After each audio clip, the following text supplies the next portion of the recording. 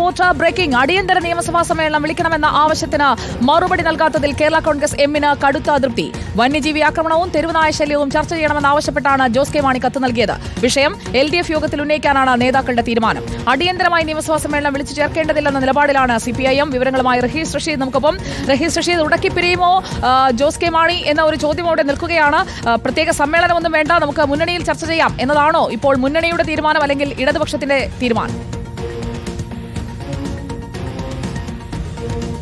LDFും CPIM-ഉം ഈ വിഷയത്തിലെടുത്ത നിലപാട് എന്ന് പറയുന്നത് അടിയന്തരമായി ഒരു നിയമസഭാ സമ്മേളനം വിളിച്ചു ചേർത്ത് പ്രശ്നങ്ങൾ ചർച്ച ചെയ്യേണ്ട കാര്യമില്ല.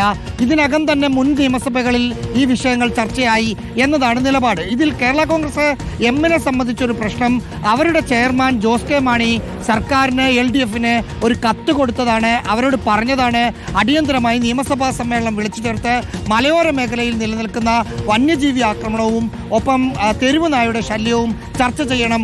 അതുമായി ബന്ധപ്പെട്ട നിയമനിർമ്മാണങ്ങൾ മറ്റ് സംസ്ഥാനങ്ങൾ ചെയ്തതുപോലെ ചെയ്യണമെന്നതായിരുന്നു അവരുടെ ആവശ്യം. ആ കത്ത് ആവശ്യം ഉന്നയിച്ചിട്ട് 1 മാസം കഴിഞ്ഞു. പക്ഷേ CPIM-ന്റെ ഭാഗത്തു നിന്നോ LDFിൻ്റെ ഭാഗത്തു നിന്നോ അത് ചർച്ചയാകാമെന്നോ ചർച്ചയാകില്ലെന്നോ ഉള്ള തരത്തിലുള്ള മറുപടി ജോസ് കെ മാണിക്കോ പാർട്ടിയിലെ മറ്റ് നേതാക്കൾക്കോ ലഭിച്ചില്ല.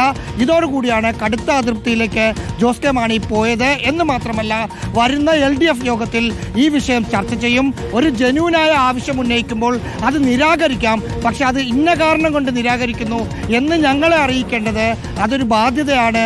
ഒരു മുന്നണിയാവുമ്പോൾ അത് ചെയ്യണം എന്നതാണ് കേരള കോൺഗ്രസ് എം നേതൃത്വത്തിന്റെ നിലപാട്. സുജയ, ഓക്കെ, വിവരങ്ങളുമായി നമുക്കൊപ്പം ചേർന്നത് റഹീസ് റഷീദാണ്.